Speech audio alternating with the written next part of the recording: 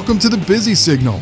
My name is Jim, and this is my retrostalgic 80s, 90s, and early 2000s podcast. This show aims to salute all the stuff from back in the day that is now extinct or quickly going that way.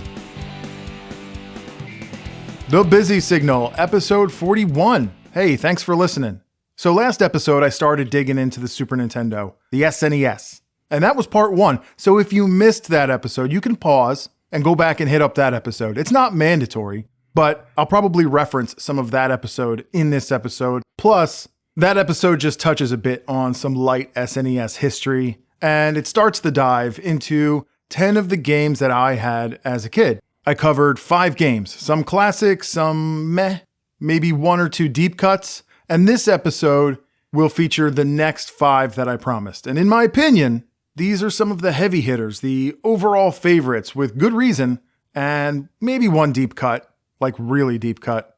But it really should have gotten more attention than it did. It really should have been way more than it was. Anyway, before we get started, I really want you to know that I am completely and fully aware of the lack of representation of JRPGs and fighting games in my 10 games from when I was a kid. And that's completely because I don't like them. I don't care for JRPGs, and I am terrible at fighting games. So none are going to be featured. Sorry. And honestly, I snuck in what barely qualifies as a sporting game in the last episode. So there you go. On to the games.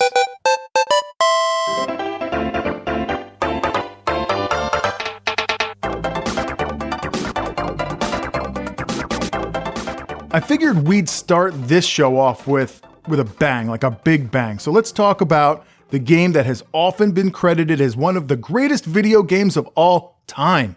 It was the 4th best-selling SNES game of all time, created its own genre of gaming, and pulled Mario out of platforming and into non-platforming games. Super Mario Kart. Let's go racing! It's Super Mario Kart Funny Car Madness! Only on Super NES. Turn the track into a giant mud pit. Or burn rubber on ice, wood, or asphalt. Mix it up with the big boys. See Bowser in his Bigfoot dropping truck. See Yoshi's go-kart really go. Mushrooms, banana peels, turtle shells. Dynamite! Check your rear view and make him eat dust. Or go into battle mode and ruin his day. 2 speeds. Fast and way too fast. It's 2-player fun on the split screen. Only for the Super Nintendo Entertainment System. Now you're playing with power. Superpower! Released for the Super Nintendo in North America on September 1st, 1992. This game literally started a craze. Every video game franchise and console has developed a copycat kart racing game. But there's only ever been one Mario Kart, and I would make the argument that there is one N64 game that might have done it better, but you'll have to wait for the N64 show. Because right now we're talking the original, the OG Super Mario Kart. It became the original Mario Party game. Really, it was the official video game of sleepovers. All the familiar characters racing together was just the best. The tracks looked great, the power-ups, the question mark boxes just added layers and layers to a racing game that hadn't been done before, at least not so perfectly. For a racing game to be just as fun in single mode as it was in multiplayer mode was just rare, especially in 1992. But that's the thing, when you were in single player mode, when you were at home by yourself, you wanted to memorize the tracks inside and out. You wanted to get those lap times down. You needed to do the reps because you knew there would be a time when you were playing with friends and you wanted to be ready. Super Mario Kart bragging rights were a thing. They're still a thing, as far as I'm concerned. In single player, you could play the Grand Prix, you could play Time Trial, and Grand Prix was great because you raced against 7 computer-controlled characters in 5 5-lap races. 2 difficulties, 50cc and 100cc. You raced the Mushroom Cup, Flower Cup, Star Cup. Win all 3 in 100cc and you unlock the Special Cup and the 150cc difficulty. Multiplayer mode also had a battle mode, and this was epic.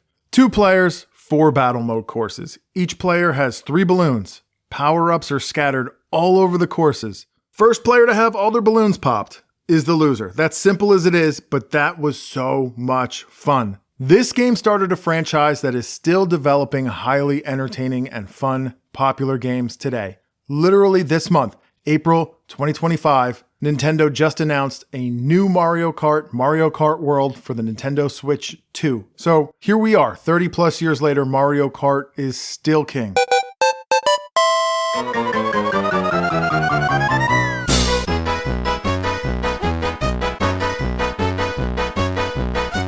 In the first SNES episode, number 40, I brought up the resurgence of the popularity of Looney Tunes. And anyone who was alive for at least half the decade knows that Looney Tunes were everywhere. And in 1990, Warner Brothers released a new cartoon, Tiny Toon Adventures. And for the most part, this was an all-new cartoon, but the characters, while being technically all new, were just smaller, younger versions of the Looney Tunes we were already so familiar with. So it worked. Despite the partial recycle of material, Tiny Toons was a very popular show. So obviously, it needed to have video game adaptations. And the game that I had back in the day was Tiny Toon Adventures Buster Busts Loose. Konami has two very cool Tiny Toon Adventures games for Sega Genesis and Super NES. The animation gives you a Real cartoon feel. On Super NES, play Buster Bust Loose, spin, kick, and mad dash through 11 toony levels. Sound great? On Sega Genesis, play Buster's Hidden Treasure, an island adventure to find the fortune before Montana Max. Play a tune on Sega Genesis or Super NES. What are you looking at? Get your own games. It was released in 1992 by Konami. And unlike Roadrunner's Death Valley Rally, this was actually a pretty good game. It's a side-scrolling platformer with puzzle-type bonus stages, and it uses as many Tiny Toon characters as possible, and there are a lot. And it does a really good job of incorporating them in one way, shape, or form. But for this game, you are Buster Bunny. Occasionally, you get guidance from Babs. And it has 3 difficulty settings: Children, Normal, and Challenge. You could make this game as easy or as hard as you wanted. There's 6 stages, and each stage has a different setting and boss. They range from Acme University to Western movie sets to a spooky mansion, and even space. The bosses are all Tiny Toon characters as well, like Montana Max, Dizzy, and Duck Vader even shows up as a boss. The bonus stages happen in between the level stages. When you beat a boss, you're going to go on to another level, but before you do that, you hit up a bonus stage. And these bonus stages served a few purposes. One, it seemed like they were just trying to cram more Tiny Toon characters into the game itself. 2, it lengthened the game a bit. I mean, there's only 6 stages. So the bonus stages added a little bit more meat on this bone. And 3rd, and most important, it provided a way to earn more lives. The bonus stages start out with Buster and Babs in a roulette wheel called the Wheels O Game. The wheel has 5 characters on it, and depending on what character the wheel stops on, that determines what minigame that you're going to play. And Sweetie Bird has a mystery weight challenge, Hampton J. Pig has Hungry Boy Hampton, Plucky Duck has Go-Go Bingo, Furballs Championship Squash, and Babs Find Your Friends. It's kind of like Pac-Man, almost. The game was really good looking. It had very bright colors. They were so vivid. The graphics were clean. It was kind of like being in the cartoon, which is a great thing. The sprites were big and the controls were pretty good. Not the best controls. Some of the mini games could be confusing with the controls, but once you figure it out, it's fine. So there's tons of replayability here. So if you haven't, and you're a retro gamer, Tiny Toon Adventures Buster Busts Out is a decent platforming game with some fun stuff, especially if you're familiar with Tiny Toons.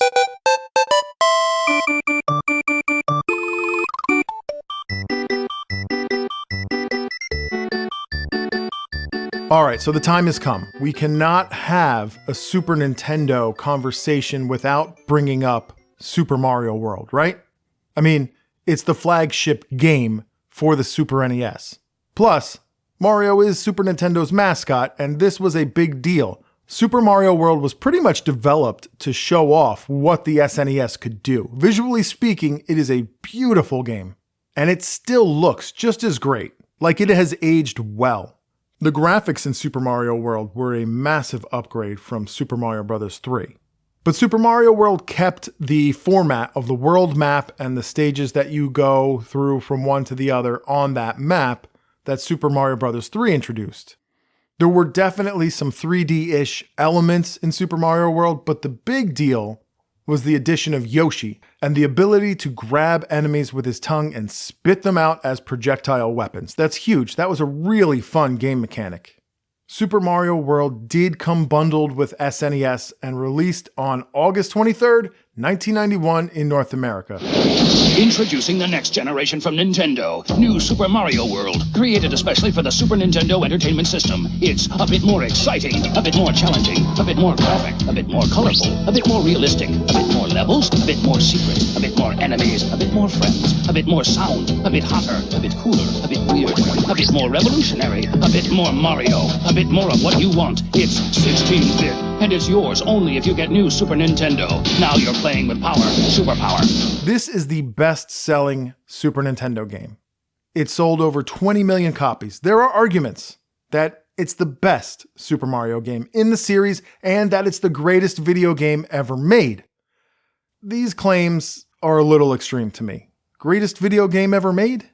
I don't know. It's like I haven't played all of the video games ever made to know that, really. Has anybody? Best Super Mario game ever made? I don't know. I mean, it's really super fun. It's good. I mean, it's better than good, obviously. It's a great game. It's an iconic game, really. Obviously the best-selling SNES game for a reason, but I don't know if I'd call it the best Super Mario game yet, but we'll get to that. The Yoshi game mechanics were great. And if you had played any of the Super Mario games before Super Mario World, you were already familiar with how it was going to be. The levels and the worlds are a blast to play through. The music, well, that is just classic, and it has become classic Mario music going forward. The Bowser battle is really fun. I mean, it's just really cool. But as I mentioned in the previous SNES episode, I never owned this game. I'm pretty sure my SNES came bundled with F-Zero.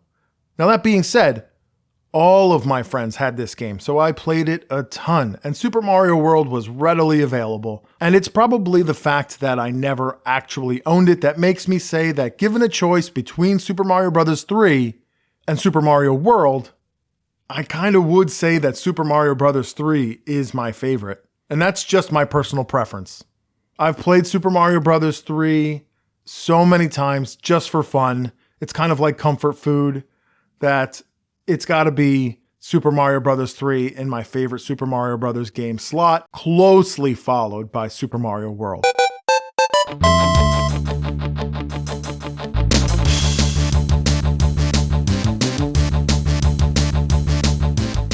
Did you ever just always have something? Like you don't remember getting it, but you don't remember not having it either?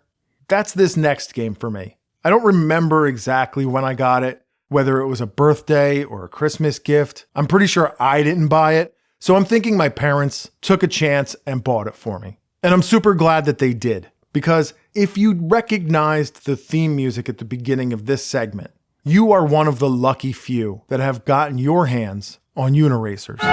This week on the Threshers Roundtable, our panel of daredevils discusses Uniracers, only for Super NES.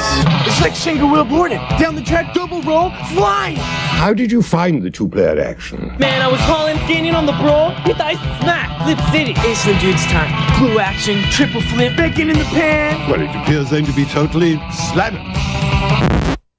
Next week, doing triple flips without tossing your crumpets. Good night.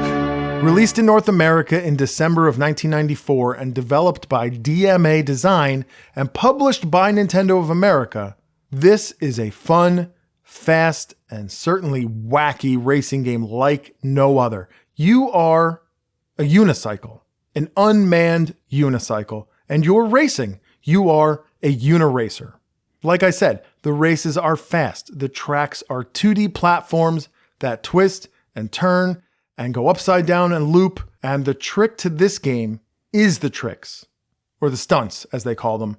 They're not hard to pull off, but you need to pull them off fast and stick the landings. If you fail a stunt, it takes away your speed. You slow down. The more stunts you do during a race, the more you stick, the more speed you acquire. And I got pretty addicted to this game like the summer of 95, 96, and there's 9 tours, each with 5 tracks, 2 drag races, 2 circuit, 1 stunt challenge. 45 in all. You race the computer to win ranks, bronze, silver, gold, So if you beat the game and you get gold in all of the tours, your prize is you get to play the game again. With the tracks that you learned through all those reps, every turn that you did so many times over and over again to get so good, you get to do all of these tracks again, completely in reverse, backwards. This game was super colorful. It was clean and the controls were wicked tight. Unfortunately, it got pretty mixed reviews at the time though. I really don't think anybody knew what to make of it. It was different. But there was one group of people that really didn't like it. I mean, definitively did not like the Uniracers game, and that was Pixar. Pixar sued DMA Design, claiming that they copied the design of unicycles from their 1987 short film, Red's Dream. One of the developers at DMA is quoted as saying, "The problem with Pixar is that they seemed to think that any computer-generated unicycle was owned by them." DMA ultimately lost the lawsuit, and Nintendo had to stop making new cartridges of Uniracers and any production of follow-up to Uniracers. So no more new Uniracers games, no Uniracers 2, no Super Duper Uniracers, nothing. So Uniracers only sold 300,000 carts in that initial and only run of the game. So if you ever have a chance to play Uniracers, or even better, stumble across a physical cartridge in a second-hand shop, do not pass up those opportunities. Uniracers is a solid, weird, addictive game with a super rad soundtrack.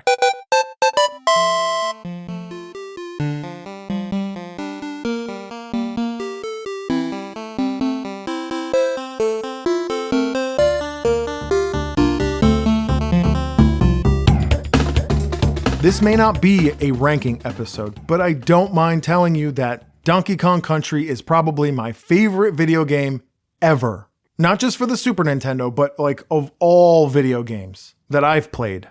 I will never forget that first time that I saw it. My parents had taken me to Toys R Us in late November of 1994, probably to go Christmas shopping, and as we walked down the video game aisle, I saw a line of kids at the Super Nintendo console kiosk. I had no idea what they were playing, but whatever it was, it looked like no other game I'd ever seen. They were playing a 16-bit console, but the game looked 32-bit. And then after looking around and realizing this is their new Donkey Kong game, I had to play it. I stood in line and I had the chance to play for like 10 minutes or so. And it was the only thing that I wanted for Christmas that year. That's it. Simply mind-blowing. Best looking video game, period. Spectacular. The best game out there. 100, 100, 100. A plus. A step up from the rest. A classic. You can stop rubbing your eyes. As good as the hype. The best graphics ever on the Whoa. 1994 was a good year for Christmas for me. Donkey Kong was coming my way. And it is my favorite platformer, period. The other Donkey Kong Country follow-ups are fine, but the original is my favorite.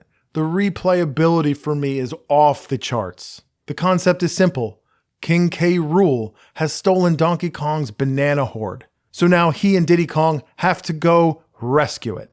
It has that same Super Mario World type map and level system, 40 levels with secrets in each level. And I think I 100%ed it, like found all the secrets, beat the game with the help of a rather thick guidebook back in the day. Kind of like the guidebook that Rex wanted from Al's Toy Barn in Toy Story 2 so that he could defeat Zurg. Yeah, that kind of book.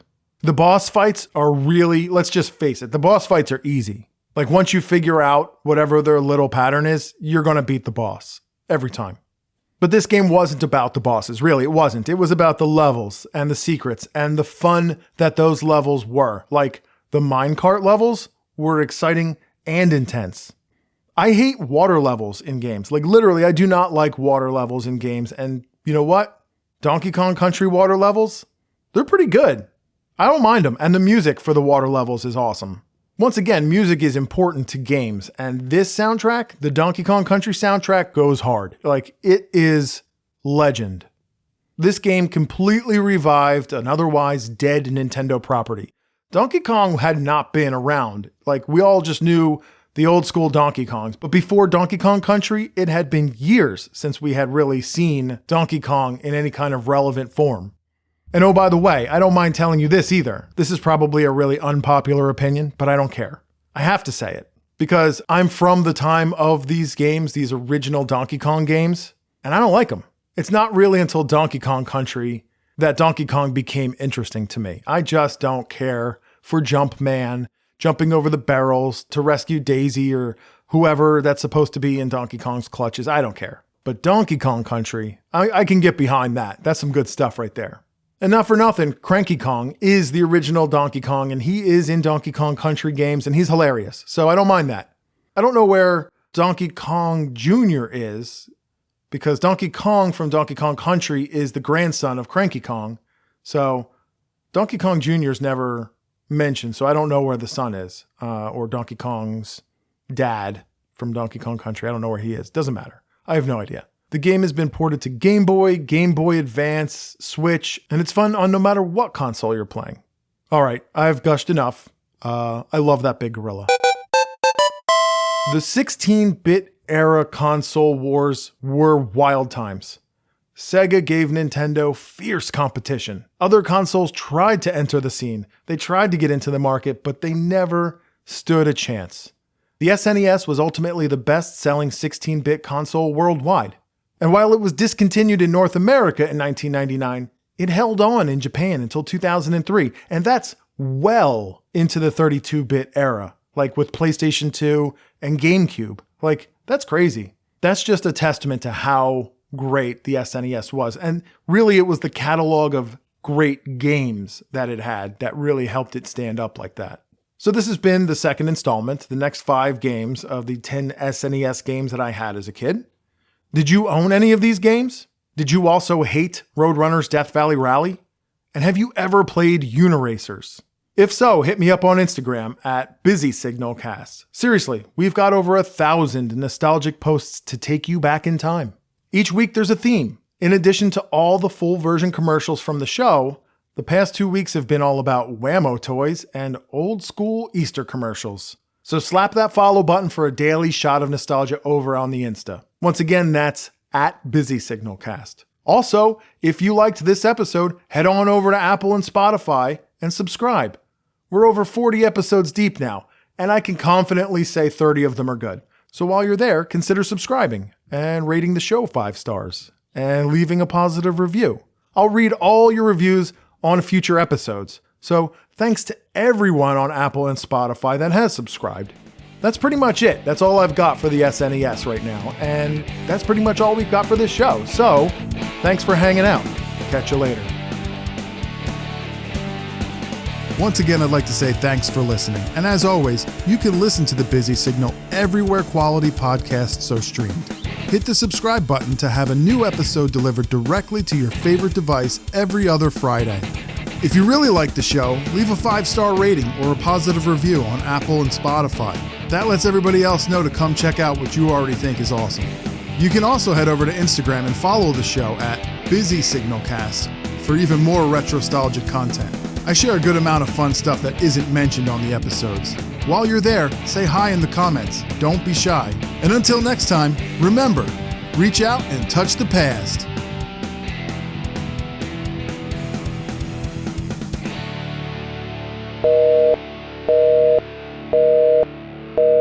Next week, doing triple flips without tossing your crumpets. Good night.